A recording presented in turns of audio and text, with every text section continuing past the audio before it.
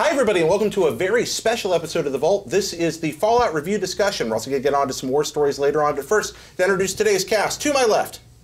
Hi, Miranda Sanchez, that's me. Next to her. I'm Steve Butts. Yep. And I'm Dan Stapleton. Dan's our reviewer. Those of you wondering where Sean is, he's in the booth right now filming this. He'll be back next week. So thank you. Yeah. Hi, Sean. So let's get right into it. Dan, you reviewed this game. What'd you give it? I gave it a 9.5. Ooh, that's a good score. I think it's real good. Yeah, it's real good. I think it's an amazing game. So, how did that story contribute to that score? What's the story have to do with this? I think it's one of the best stories that Bethesda's done. Wow. So I think probably the best story that Bethesda's done. I actually haven't played all of them, but the best one I've played out of their last several, certainly. So you're talking across the arc, not just the Fallout universe, but the arc of Bethesda's games in general. Yeah, I mean, Bethesda has only done one Fallout game before this, Fallout 3. New Vegas was Obsidian. Yeah. And I think New Vegas' story I might like a little bit better, but this is up there. Okay, cool. Now, we're being very careful about spoilers here, but guys, you're a little bit into the story. Are you enjoying it so far?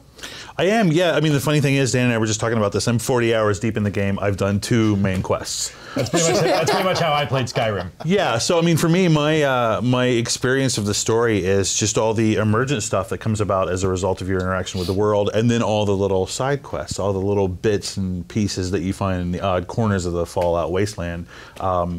That are nevertheless like engaging from a story perspective, but humorously like sometimes disconnected. Like you go in one place and you find a can of yellow paint and blue paint, and you mix them together to make green paint, and you have no idea what's happening, and then 8 hours later somebody says, boy, I could really use some green paint, and you say, I have such back at Sanctuary right now, let me go grab it for you. Okay. What about you, Miranda? Also kind of just going through the main story very slowly. I find it really interesting that as I've done a lot more side quests, those relate to other quests I do later. Like, oh, well, we know you because you did this big thing. I'm like, oh, hello. Oh, yes, that's me. Yeah. And it's kind of cool to see how that impacts maybe what you do and what you don't do. And it's like, if I hadn't done this thing, would they have trusted me more? But none of you have beaten the story besides me. Not even close. Right, and which I think, you know, the story contributes to what makes Fallout great, but the world is the much more interesting part. Yeah. The story is a very small part of it, really, in the grand scheme of things. We know from the beginning, this is no spoiler for anybody in the first few minutes of the game, you know, your son is missing. And that's a matter of some urgency in a human life. If your child disappears, you know. They pretend like it is, but this is one of my issues with the game, and I don't think it's specific to Fallout. I think it's more about the computer RPG genre in general, is that there's no sense of time or the pressure of time. So, yeah, Sean's missing, but let me stop and collect all these ashtrays and clipboards before I go find him. Ooh, mud fruit, you know. Yeah, I found one settlement where they said, hey, there's some raiders right next door that are giving us problems. And then there was another settlement right next to that where a guy said, my father's been kidnapped, and he's all the way over on the other side of the map. And I thought, well, the kidnapping seems a little more urgent, but like the raiders are right there. Why don't I go do that first, and then I'll find your father? And there was never any sense, for me at least, that choosing to delay that second mission would ever come back to bite me. Now let me ask you this. Fallout 1 had a time limit for story reasons. As a matter of fact, it had 2 time limits, depending on different things that you set off. Would you prefer that you have a big open world with no time limits and have the story abstraction, or would you prefer that pressure that comes with an urgency being pushed in by some kind of outside imposed restriction? I think it makes sense to have like quests expire. Like if you have a call for help from somebody and like, hey, I'm locked up by super mutants and they're probably gonna eat me soon or something. That guy is gonna die soon, so it would make more sense to have that as a limited engagement thing. So they do have, in Fallout 4, they do have one thing that is time limited, and that's the settlement defenses. Right. Okay. So that's the only time those happen, and actually, honestly, when that happens, I'm annoyed, because I don't want to necessarily stop what I'm doing and go defend the settlement. So most of the time I just didn't. So critically, you preferred what they did with this. Then you were very happy with the way they put it. Yeah, and I think contextually they do a good job of making those things seem important but not imminent, because of the kind of cryogenic nature of the story.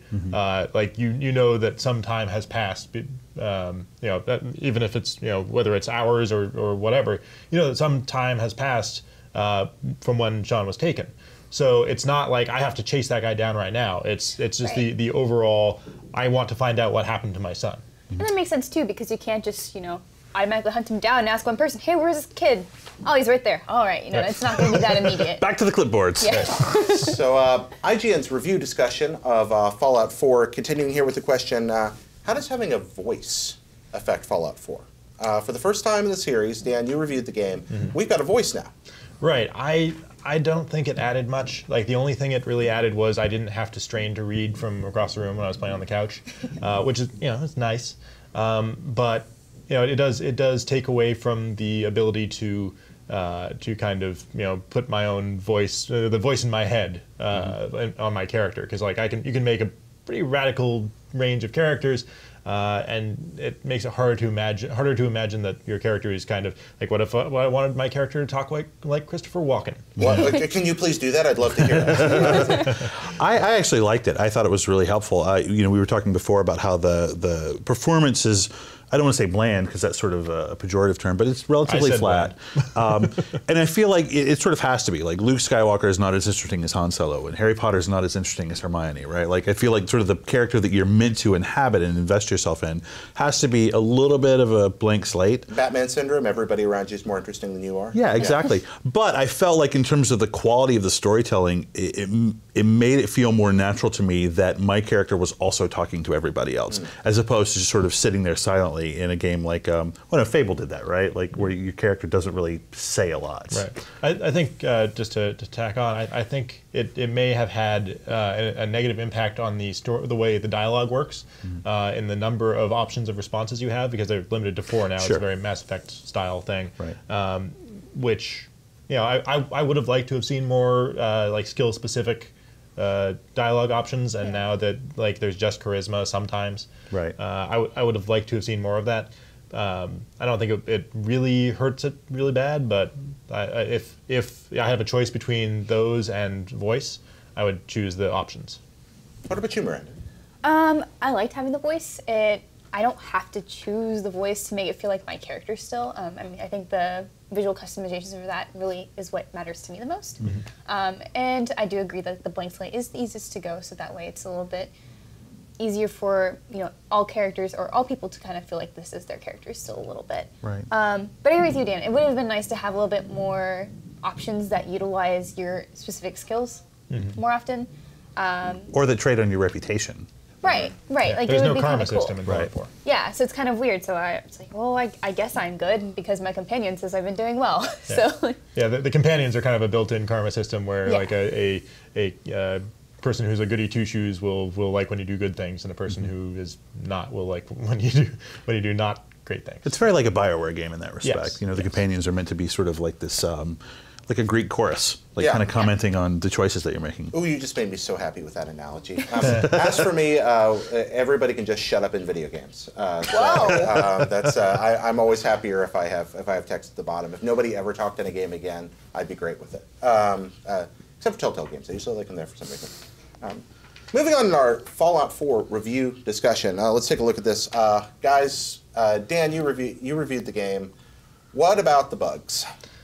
I mean, they are a bummer, no doubt about it, except for the hilarious ones. And there are some hilarious ones. I mean, I think it's there's no question that these games would be better if they weren't buggy, but not all bugs are created equal.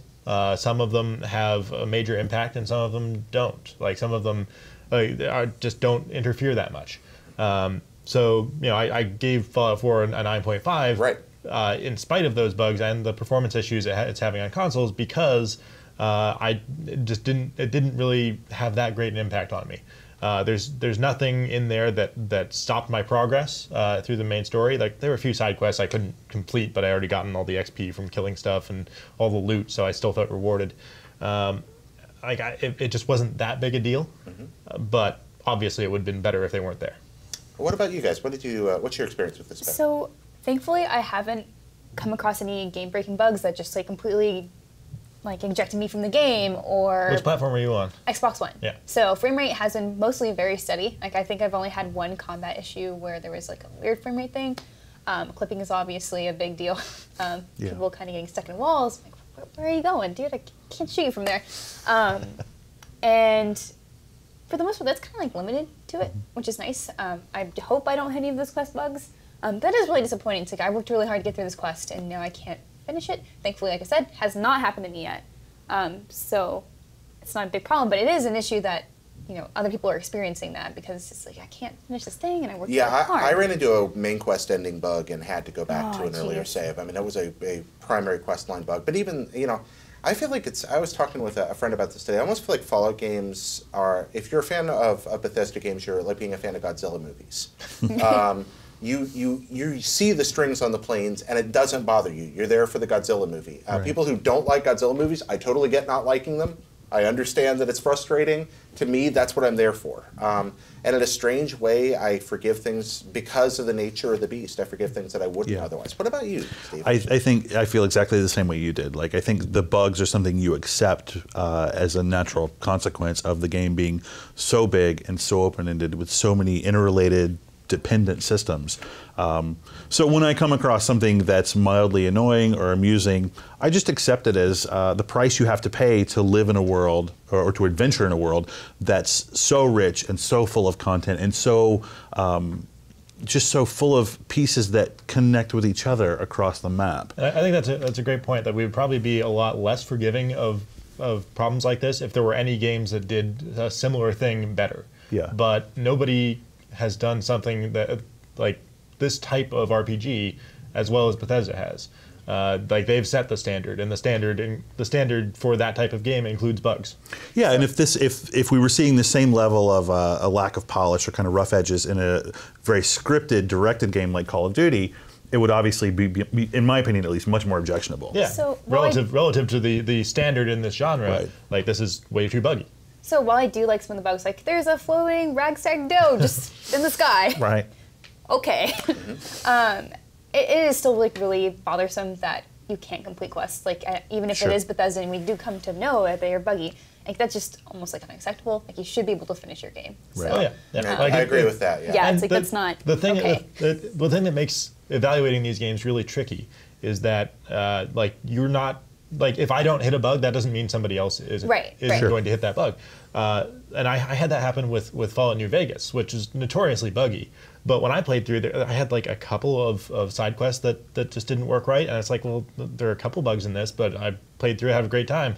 And everyone, you know, not everyone, but a lot of people had major issues with it. Right. I just didn't have that. So it's, you know, you're kind of rolling the dice a little bit. Quick question for all of you, if you had it happen, what's an amusing or entertaining bug you saw? Anybody? I had a firefight breakout in Diamond City, which I think was a result of having pissed off some gangsters. That they would, like, triggered a ambush kind of thing. But I fast traveled to Diamond City, and that meant that they ambushed me like right in the middle of Diamond City. Oh, Wow. But which was kind of cool, except that the security guards ran away. Wow. And then. Yeah, so like everybody ran away, including the security guards, and you know, I killed the guys that were ambushing me. Then everybody walks back and nobody mentions it. that's kind of lovely. yeah. I love stuff like that. I think my favorite is about a 50-50 chance anytime I return to Sanctuary that there'll be a Brahmin loaded down with a huge pack of goods stuck in my house, unable to get through the door, and just trying with all his might to walk through a door that is far too small for him to get through. And I just look at him and I just say, like, keep at it, guy. That's good for you, because I'm out here busting my ass too. And he's like the horse in Dirk Gently's Holistic Detective Agency. Right, Just yeah. can't get out of the room. Yeah, and how did he get in there? So I'll go away, I'll come back, and he's gone. I feel like, great job. And then I'll come back a couple hours later, and there he is again in my house trying to get out. He just really wants to just be there. Yeah. What about you? Definitely the floating animals. That is Right. my favorite thing. It's just like, hello up there. How is it going? How did you get there? Right. It doesn't matter. I'm gonna kill you. You're gonna fall down. It's all great. So you can't attack me. So. I saw on Destin's screen yesterday he had killed a blood bug, which are the giant mosquitoes. Yeah. And it just kind of hung there in the air for a moment, and then just like flipped around real fast. Yeah, my favorite that I've run into so far, I was standing outdoors and a mole rat burst up next to me, so I just whacked it the melee, and I guess I hit it just as it was bursting out of the ground, and it just flew as far into the sky as you can imagine, and just vanished over the curvature of the earth. It just flew off into Team nowhere. Rocket's blasting off again. It was great. What I anticipate is in like another 12 to 15 hours, here it's going to come from the other direction. It's going to smack me in the head. Right. So, no, go ahead. I hope that happens. Yeah, I hope so too. Reviewing Fallout 4 review discussion, continuing here with Dan Stapleton, reviewer, Steve Butts, Miranda Sanchez. Let's talk about crafting. Does crafting make Fallout 4 too overwhelming? No, it's fun. I think it's probably the best part about this game. Yeah. Or the best new part, I would say, relative to previous Fallouts, because whereas New Vegas had item degradation, that you had to repair your items by getting similar items and using those to repair, and there was some crafting of, like, you could craft ammunition, you could strap on some mods to your guns. This one takes that so much further, and it makes every item in the whole world useful. Wonder glue. Yeah. It's great. Yeah, the bane of our existence for how many games now is suddenly the most useful thing in the whole wide world because it's used to mod weapons. Yeah. And picking up adhesives, just like gimme. What about you, Steve? Yeah, crafting is my favorite part of the game. I put a lot of my perk points into unlocking the different crafting tiers, and what I really like about it is that it allows you to, from a combat perspective, at least the way I play, suit the game to your play style.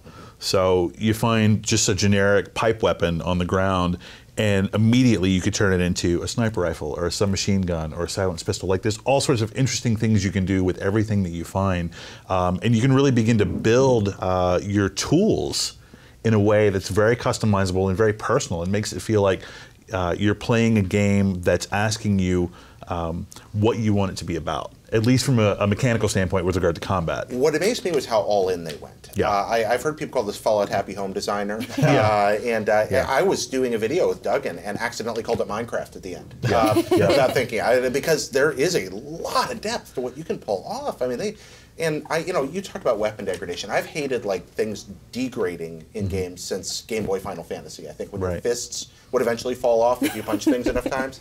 Just like real life. Just like real life. Very simmy. Actually, that does happen. Yeah, Right. I mean, if I punch something enough, my hands would fall off. But the ability to reverse that, build on it, it's just almost unfathomable. I know people that have barely gotten into the game because all they do is build stuff. Steve, how far down the track are you? I mean, have you? You're talking about building settlements. Yeah, Tal just builds settlements all day and levels up doing it. That's how he plays Fallout. Yeah, I mean, that's kind of what I spend most of my time doing.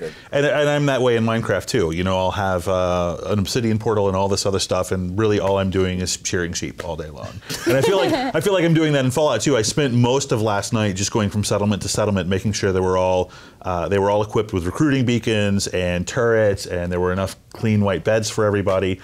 And to me, like, there's no big story payoff for me in terms of what the designers scripted as part of the experience, but in terms of my emotional investment in it, and like really wanting to inhabit this role of somebody who's trying to rebuild society in the wasteland, it's awesome. There's nothing better than that. And then once I found out that you could craft vegetable starch and make the super rare adhesives that you need to mod practically everything, basically everybody eats mut fruit or mute fruit. We had some discussion about this. Is it mute fruit or mut fruit? I say mut fruit. What do you say, Miranda?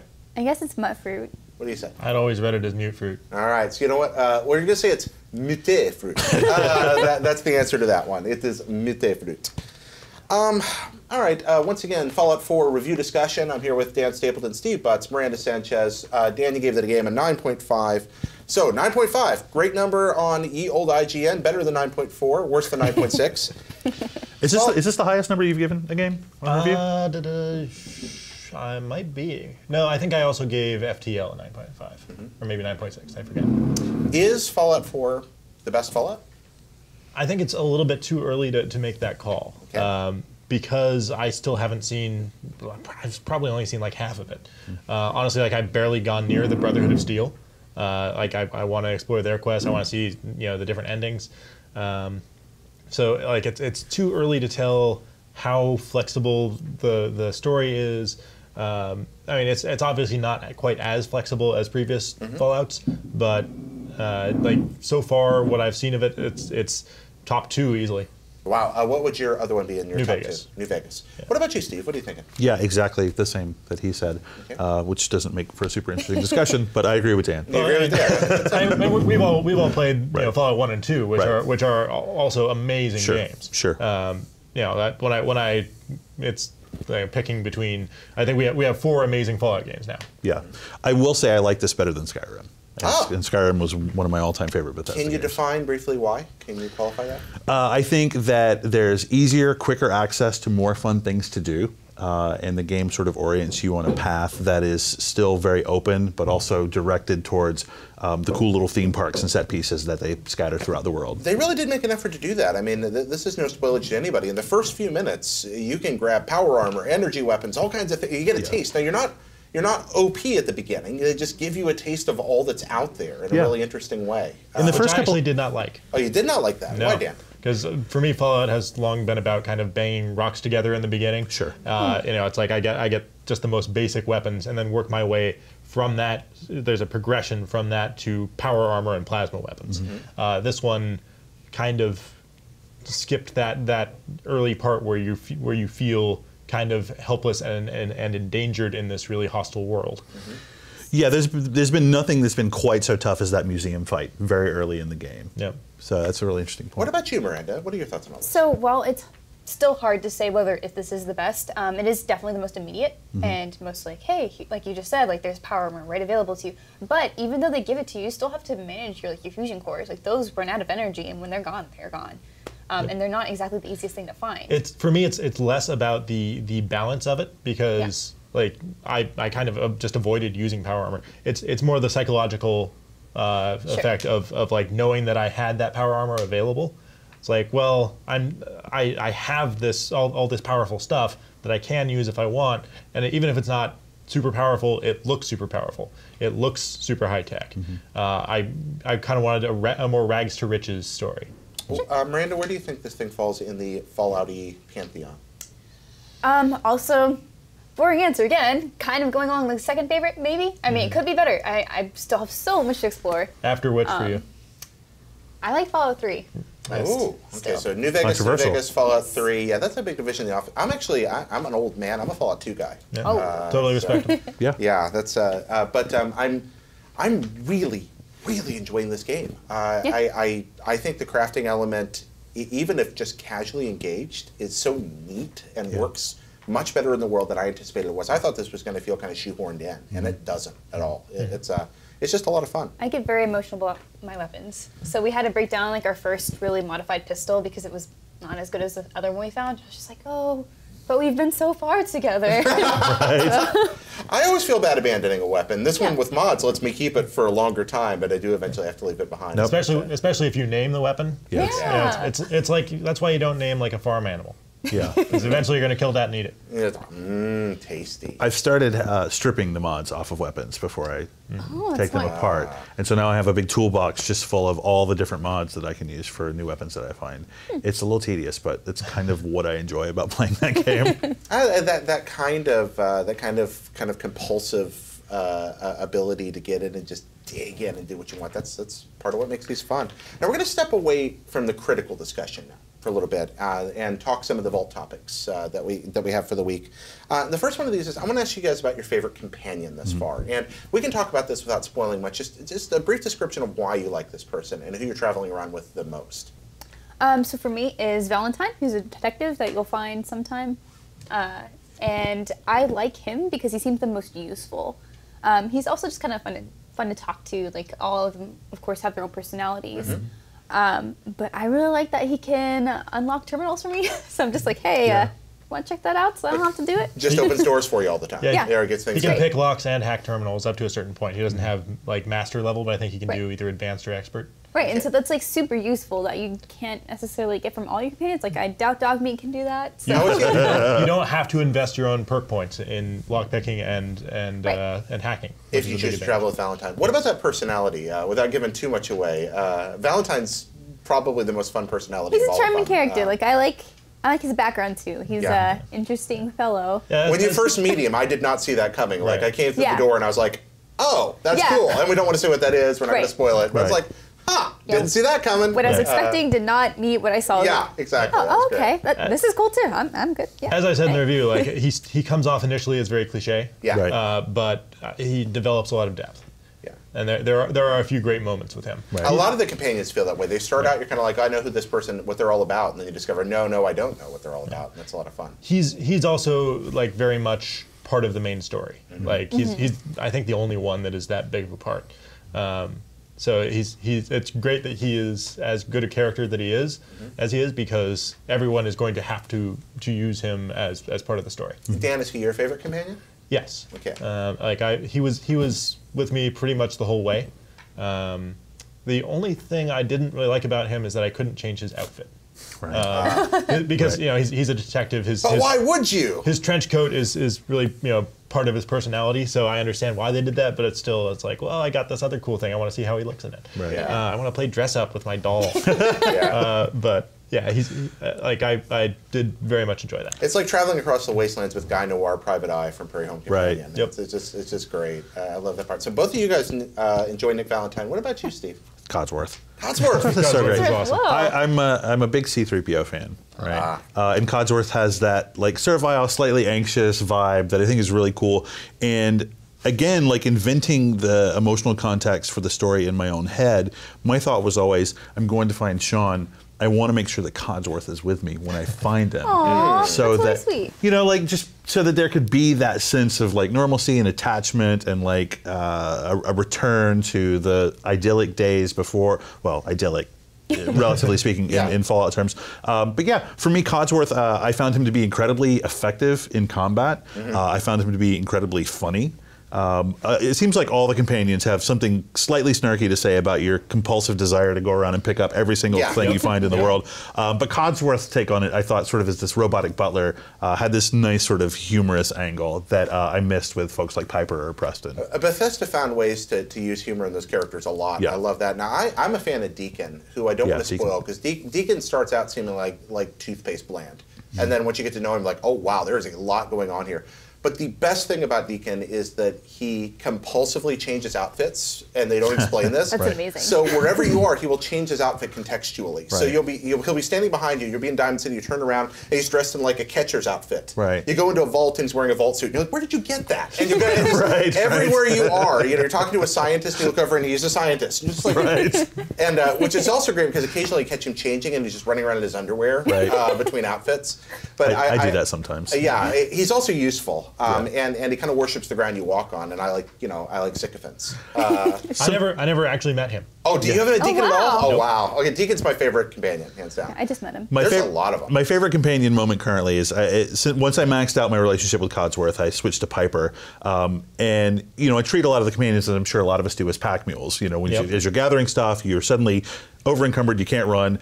Hey, Piper, hold on to all this stuff for me, please. They offer. Yeah. They do offer. I also like how there's a button to transfer all junk. Right. Yes. But when I'm giving stuff to Piper, like I'm just doing it indiscriminately, and suddenly she'll have 6 Molotov cocktails that I forgot that she had, and we'll be in a fight, and I'm swinging at a rad roach in front of me, and suddenly I see this Molotov cocktail land right in front of my feet, and suddenly everything is on fire, and here comes Piper running up with a gun, shooting, and I'm just, like, to me it's really funny, and I don't know if that's an intended behavior, or what's obviously an intended behavior, but I don't know if they intended for it to be funny that way. But that's what I love about my interaction with that companion. It's just, I didn't think it would happen like this, and suddenly I have this cool story moment that I can share. It's interesting that nobody really gravitated toward the dog.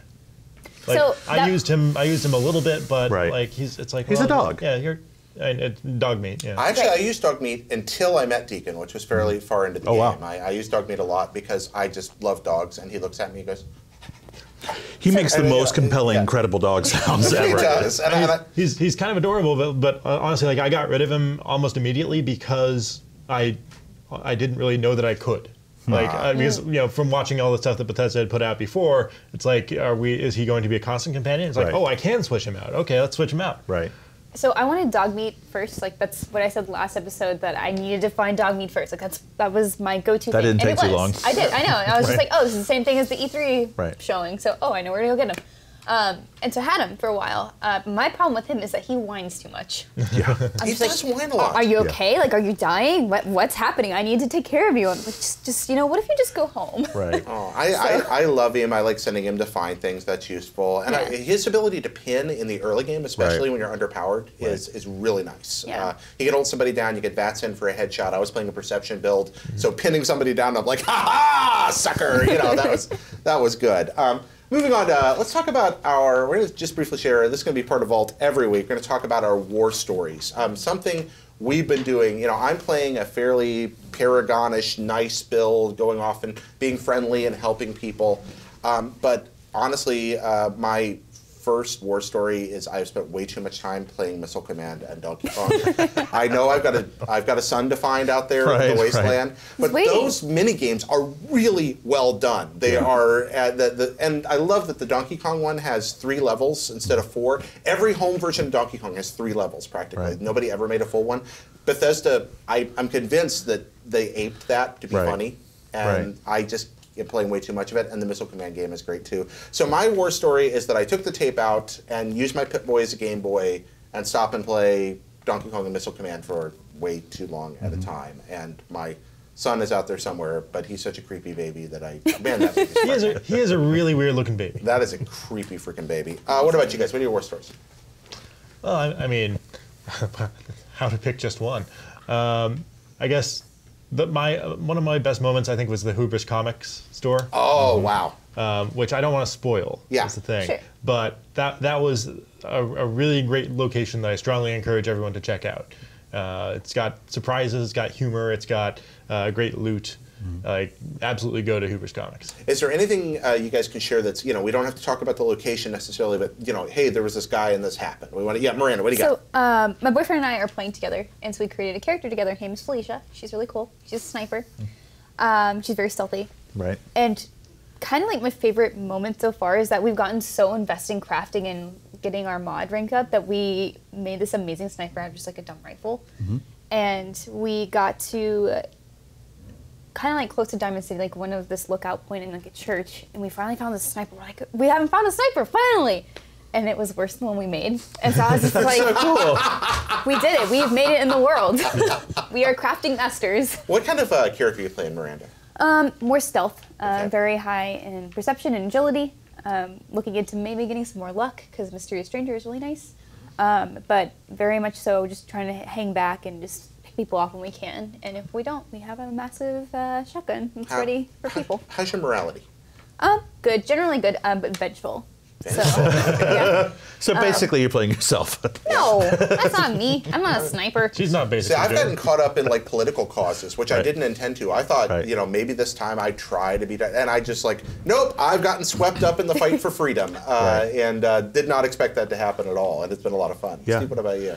Like Dan, I mean, just so many to pick from. I think a couple that are memorable to me are walking up to the Diamond City gates, not realizing that those weren't raiders, and so getting in a firefight, and this girl named Piper was just like working me, just like killing me, and I died and reloaded and tried it again and died and reloaded, and I thought, this fight's not for me. I'm gonna go do something else, and then I came back and I realized, I'm supposed to be talking to them, and eventually like getting into the settlement and everything. So that was interesting. But the thing that I think most, or the thing that I put the most of myself into the game and actually began to think about this as a role-playing game and not just sort of a mechanical exercise in sort of story exploration, is early on when the old lady at Sanctuary wants the drugs so that she can sort of foretell the future, or she's got these visions that the drug helps her connect with. I gave it to her, and she had the little trance and gave the information. And then I felt really bad, because I felt like here I am basically being a codependent enabler of this old lady's drug habit.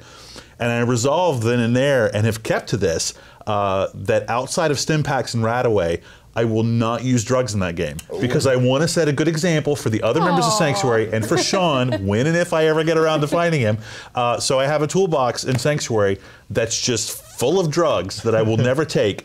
And once I finally opened up Diamond City, I thought, well, I could use some money, and the drugs have the highest cost to weight ratio. So from a standpoint of efficiency, rather than taking a bunch of Raider leather pieces over there, maybe I'll just go sell a bunch of drugs to the merchants in Diamond City.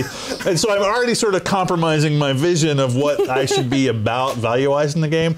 But I love that. I love that I care enough about what's happening to actually be making decisions that are not mechanically optimized, or not based on what can I get out of this from a standpoint of game tools. So you won't use drugs, but you'll sell them. That's adorable. What kind of build are you playing, by the way?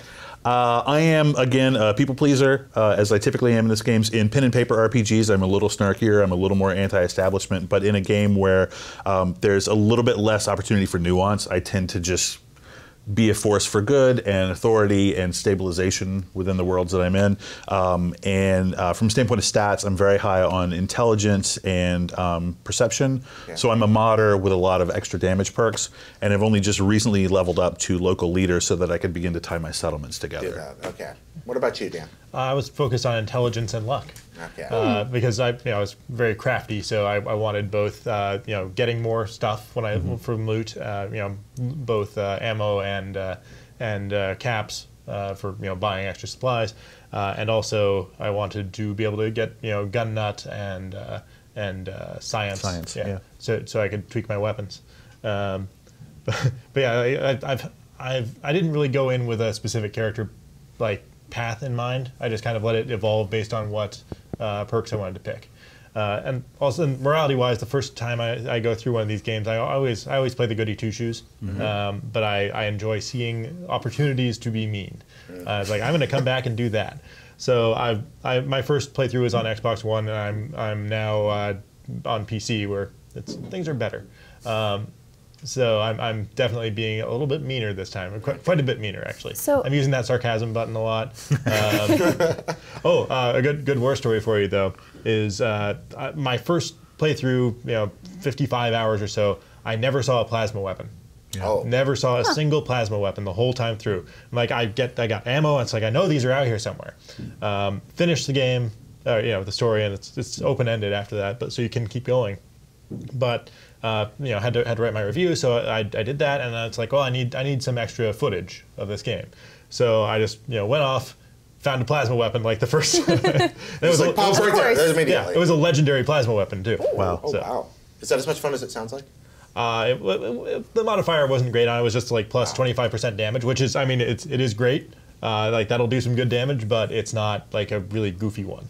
I just thought of the best war story that I have to tell next week. Okay. Because I don't want to overload us. No, we're going to keep doing them. You're going to have more war stories. That's going to be a big part of Alt is talking war about stories never change. Yeah, next week. Well, let's do one more, and then we'll tell you next week. Last thing here before we get to Vault housekeeping.